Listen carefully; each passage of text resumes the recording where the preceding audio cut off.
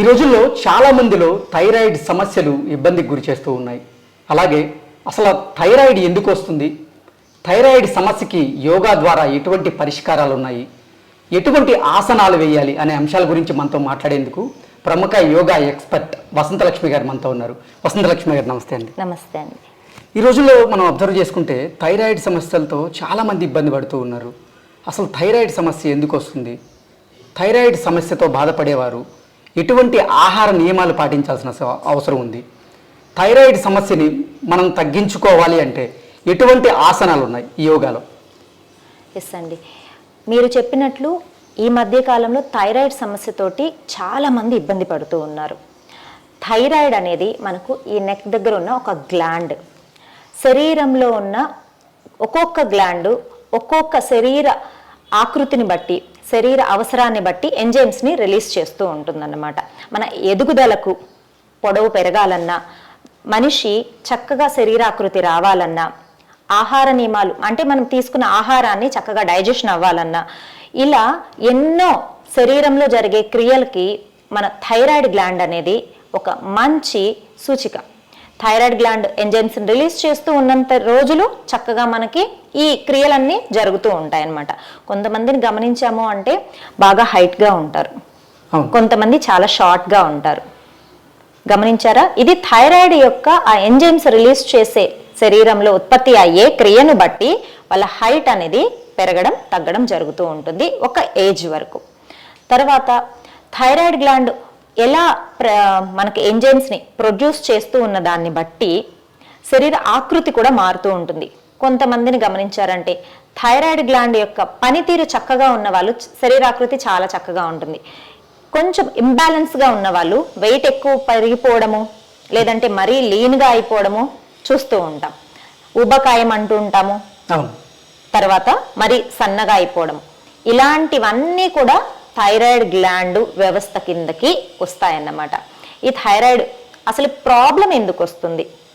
Thyroid అన్నది ప్రతి ఒక్కరికి శరీరంలో ఉన్న ఒక గ్రంథి.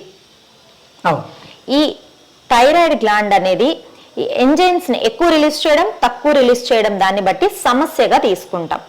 సమస్య అంటే థైరాయిడ్ గ్లాండ్ ఎక్కువగా మనకు ఎంజైమ్స్ని ప్రొడ్యూస్ చేస్తూ ఉందనుకోండి, అప్పుడు మనకు ఇక ఊబకాయం రావడము, లేదు అంటే జుట్టు బాగా రాలిపోవడము, కొంతమందికి ఈ హార్మోనల్ ఇంబ్యాలెన్స్ వల్ల చిన్ దగ్గర కానీ అంటే అవాంఛిత రోమాలు అంటూ ఉంటాం, ఇలా వచ్చేసేయడము, లేదు అంటే ఇర్రెగ్యులర్ పీరియడ్స్ రావడం, లేదు అంటే బాగా నీరసంగా అనిపించడము, టైర్డ్ అయిపోతూ ఉంటారు తొందరగా. ఇలాంటి ప్రాబ్లమ్స్ అన్నీ వస్తూ ఉంటాయి. ఇది లేడీస్లో అయినా సరే, జెంట్స్లో అయినా సరే. కొంతమందికి బాగా సన్నగా అయిపోతూ ఉంటారు. ఇవన్నీ కూడా థైరాయిడ్ గ్లాండ్ వ్యవస్థ సరిగా పని చేయకపోవడం వల్ల వచ్చే సమస్యలు అన్నమాట. ఓకే వసంతలక్ష్మి గారు, అసలు థైరాయిడ్ సమస్యతో బాధపడే వాళ్ళు ఎటువంటి ఆహార నియమాలు పాటించాల్సినటువంటి అవసరం ఉంది? ఎస్ అండి, థైరాయిడ్ సమస్యతో ఇబ్బంది పడుతూ ఉన్న వాళ్ళకి కొన్ని ఆహార పదార్థాలని ఖచ్చితంగా అవాయిడ్ చేయవలసిన అవసరం ఉంది.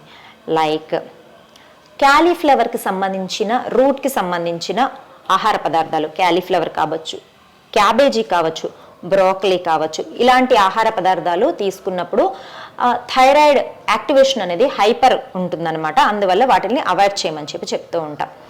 కొన్ని రకాల చిరుధాన్యాలు తీసుకున్నప్పుడు కూడా ఈ థైరాయిడ్ సమస్య కొంచెం ఎక్కువయ్యే అవకాశం ఉంది. అంటే లైక్ మిల్లెట్స్లో సామలు కానీ, అరికెలు కానీ, జొన్నలు కానీ ఇలాంటివి తీసుకున్నప్పుడు అందరికీ సూట్ అవ్వవు. థైరాయిడ్ ప్రాబ్లం ఉన్న వాళ్ళు వీటిని ఖచ్చితంగా అవాయిడ్ చేసుకోవాలి. థైరాయిడ్ ప్రాబ్లం ఉన్నా కూడా అందరికీ చక్కగా సూట్ అయ్యే మిల్లెట్స్ ఉంటాయి. అవి ఏంటి అంటే రాగులు కానీ, గోధుమలు కానీ ఇలాంటివి తీసుకుంటూ ఉండాలి. తర్వాత ఖచ్చితంగా థైరాయిడ్ సమస్యలు ఉన్న వాళ్ళు అన్హెల్దీ ఫుడ్స్ అంటే processed food, out side process చేసి పెట్టేసి ఉంటారు, ఎప్పుడో చేసి పెట్టుంటారు, ప్యాక్ చేసి పెట్టేసి ఉంటారు, వాటిల్లో కెమికల్స్ కూడా మిక్స్ అయి ఉంటాయి అన్నమాట. ఇలాంటివి తీసుకోవడం ఖచ్చితంగా అవాయిడ్ చేయాలన్నమాట. లేదు అంటే వాళ్ళకి ప్రాబ్లం అనేది ఎక్కువ అవుతూ ఉంటుంది. వసంతలక్ష్మి గారు, థైరాయిడ్ సమస్యతో బాధపడే వాళ్ళకి యోగాలో ఎటువంటి ఆసనాలు వేస్తే ఉపయోగం ఉంటుంది? ఎస్ అండి, యోగా ద్వారా థైరాయిడ్ గ్లాండ్ యొక్క హార్మోనల్ ఇంబ్యాలెన్స్ స్థితిని మనం చక్కగా మెరుగుపరుచుకోవచ్చు. మనకు ఊష్ట్రాసన, మత్స్యాసన, సర్వాంగాసన ఈ ఆసనాల ద్వారా రెగ్యులర్ ప్రాక్టీస్ తోటి ఈ థైరాయిడ్ సమస్య నార్మల్ స్థితికి వచ్చేస్తూ ఉంటుంది. ఎంతో కాలంగా థైరాయిడ్ తోటి ఇబ్బంది పడే వాళ్ళకు కూడా ఈ ఆసనాలు రెగ్యులర్గా ప్రాక్టీస్ చేయడం ద్వారా థైరాయిడ్ సమస్య నార్మల్కి వచ్చేస్తుంది. ఈ థైరాయిడ్ సమస్య ద్వారా వచ్చిన ఇతర అన్ని సమస్యలు కూడా లైక్ ఒబేసిటీ కావచ్చు, ఇన్ఫర్టిలిటీ కావచ్చు, లేదు అంటే ఇర్రెగ్యులర్ పీరియడ్స్ కావచ్చు, ఇలాంటివన్నీ కూడా తగ్గిపోతాయి. వసంతలక్ష్మి గారు, థైరాయిడ్ సమస్యని తొలగించడానికి ఈ ఆసనాలతో పాటుగా ఏదైనా ముద్ర ఉందా? ఎస్ అండి, శంఖ ముద్ర రెగ్యులర్గా ప్రాక్టీస్ చేయడం ద్వారా మనకు థైరాయిడ్ సమస్య అనేది తగ్గిపోతుంది. వసంతలక్ష్మి గారు, ఈ థైరాయిడ్ సమస్యని తగ్గించడానికి ఎటువంటి ప్రాణాయామం ఉంది? ఎస్ అండి, ప్రాణాయామ ద్వారా మాత్రమే మనం చాలా ఆరోగ్య సమస్యలని తగ్గించుకోవచ్చు.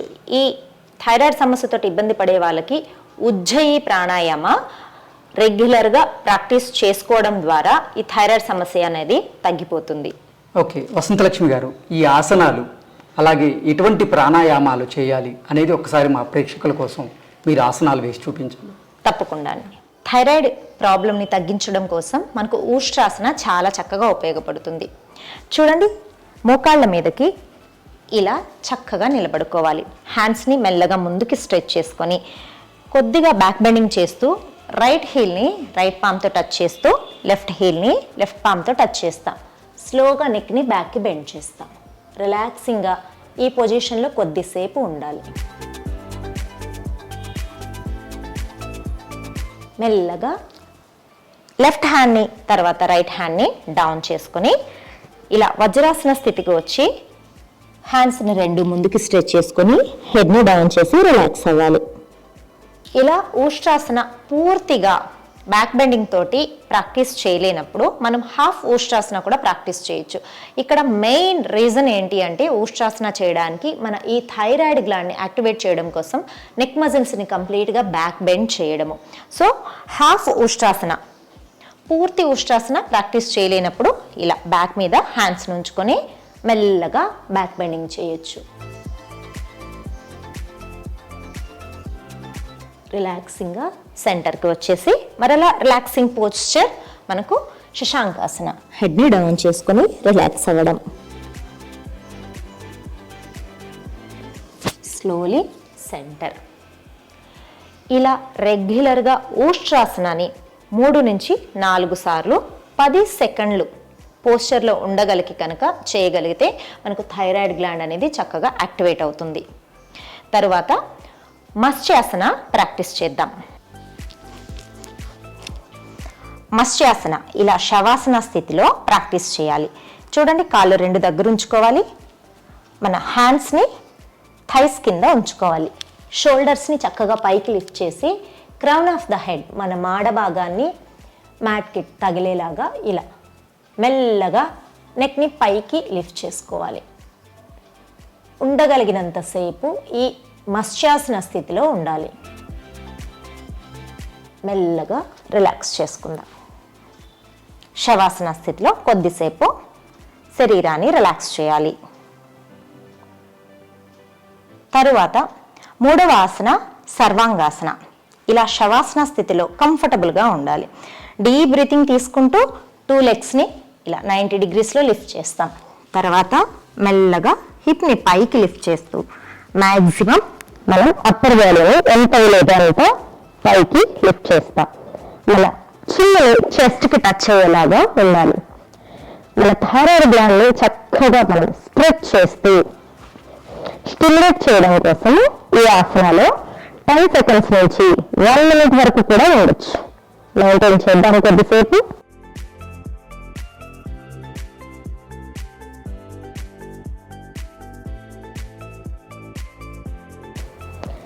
తర్వాత స్లోగా లెగ్స్ని డౌన్ చేస్తూ హ్యాండ్స్ని రిలీజ్ చేస్తూ deep breathings and deep breath outs తోటి రిలాక్సింగ్గా లెగ్స్ని డౌన్ చేసి శవాసన స్థితిలో శరీరాన్ని రిలాక్స్ చేయాలి.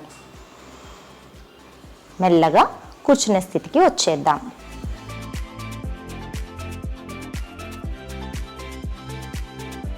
ఓకే వసంతలక్ష్మి గారు, అసలు థైరాయిడ్ సమస్యని అరికట్టాలంటే ఎటువంటి ఆసనాలు వేయాలి అని మీదైన శైలిలో చాలా చక్కగా వివరించారు. అలాగే మా ప్రేక్షకుల కోసం ఎటువంటి ప్రాణాయామం చేయాలి అనేది కూడా ఒకసారి చూపించగలరు? ఎస్ అండి. ప్రాణాయామ మనం ముందుగా చెప్పుకున్నట్లు థైరాయిడ్ సమస్యతోటి ఇబ్బంది పడే వాళ్ళు ప్రతి నిత్యము ప్రాక్టీస్ చేయవలసిన ప్రాణాయామ ఏంటి అంటే ఉజ్జయి ప్రాణాయామ. పేరులోనే ఉంది జయం అన్నమాట. మన థైరాయిడ్ సమస్యని చాలా చక్కగా నివారిస్తుంది. మెల్లగా మన గొంతు మజిల్స్ని లోపలికి సక్ చేస్తూ, చిన్నపిల్లలు గురక పెడతారు కదా, అలా గురక లాంటి సౌండ్ని తీసుకుంటూ శ్వాసను తీసుకుంటాం, అంటే బ్రీతింగ్ చేస్తాం. తర్వాత ఎగ్జలేషన్ రైట్ నాస్ట్రిల్ని క్లోజ్ చేసి లెఫ్ట్ నాస్ట్రిల్ ద్వారా చేస్తాం. ఒకసారి చేసి చూపిద్దాను. షూర్, తప్పకుండా. చూడండి, రిలాక్సింగ్గా థ్రోట్ మజిల్స్ని గమనించండి.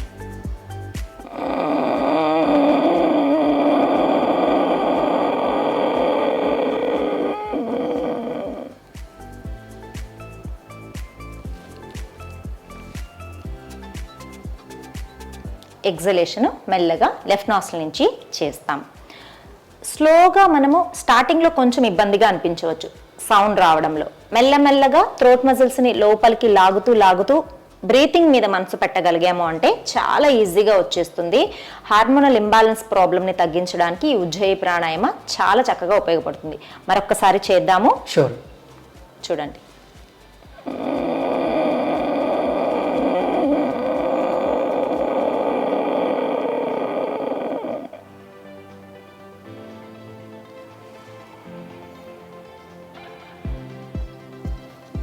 నెమ్మదిగా లెఫ్ట్ నాస్ట్రిల్ నుంచి ఎగ్జలేషన్ చేస్తాం. ఇలా ఇప్పుడు మనం 2 టైమ్స్ ప్రాక్టీస్ చేస్తాం. మన థైరాయిడ్ యొక్క ఇంటెన్సిటీని బట్టి, అంటే ప్రాబ్లం యొక్క తీవ్రతని బట్టి చాలామంది మనము గమనించామంటే 100 mg, 120 mg, 150 mg, 200 mg ఇలా థైరాయిడ్ సమస్య ఎక్కువ తీవ్రతను బట్టి వాళ్ళు టాబ్లెట్స్ యూస్ చేస్తూ ఉంటారు. వాళ్ళ తీవ్రతను బట్టి మనం 2 టైమ్స్ ప్రాక్టీస్ చేయాలా, 5 టైమ్స్ ప్రాక్టీస్ చేయాలా, లేదా 9 టైమ్స్ ప్రాక్టీస్ చేయాలా అన్నదే ఉంటుందన్నమాట. రెగ్యులర్గా వాళ్ళ తీవ్రతను బట్టి ఎక్కువ సార్లు ప్రాక్టీస్ చేస్తూ ఉంటే మెల్లమెల్లగా సమస్య అనేది తగ్గిపోతూ వస్తూ ఉంటుంది. ఓకే వసంతలక్ష్మి గారు, ప్రాణాయామం ఎలా చేయాలనేది చాలా స్పష్టంగా వివరించారు. అలాగే అసలు థైరాయిడ్ సమస్యకి ఎటువంటి ముద్రలు ఉన్నాయి? థైరాయిడ్ సమస్యతోటి ఇబ్బంది పడే వాళ్ళకి శంఖ ముద్ర చాలా చక్కగా ఉపయోగపడుతుంది. చూడండి ఎలా వేయాలో. లెఫ్ట్ పామ్ తీసుకుంటాం, రైట్ థంబ్ని లెఫ్ట్ పామ్లో ఉంచాలి. ఎస్, ఈ రైట్ థంబ్ని క్లోజ్ చేసుకోవాలి. రైట్ 4 ఫింగర్స్ని ఇలా లెఫ్ట్ థంబ్కి టచ్ చేస్తాం. ఇలా పైనుంచి తీసుకోవాలి. ఎస్, ఒకసారి లోపలికి చూసుకోండి, శంఖంలాగా కనిపిస్తుంది. హృదయ స్థానంలో ఉంచుకొని ఇది శంఖముద్ర అంటాము. టంగ్ని లోపలికి ఫోల్డ్ చేసుకోవాలి. కళ్ళు మూసుకొని టంగ్ని లోపలికి ఫోల్డ్ చేసుకొని రిలాక్సింగ్గా మనస్సులోనే ఓంకార ఉచ్చారణ జరపాలి 5 సార్లు.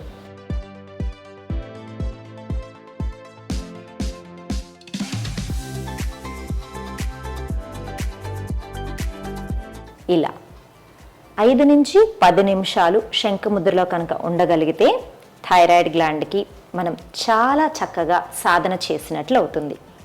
ఓకే వసంతలక్ష్మి గారు, అసలు థైరాయిడ్ సమస్య నుంచి బయటపడాలంటే యోగాలో ఎటువంటి ఆసనాలు ఉన్నాయి, ఎటువంటి ప్రాణాయామాలు ఉన్నాయి, ఎటువంటి ముద్రలు ఉన్నాయి అని చాలా చక్కగా వివరించి మీదైన శైలిలో చేసి చూపించారు. ధన్యవాదాలు. ధన్యవాదాలు.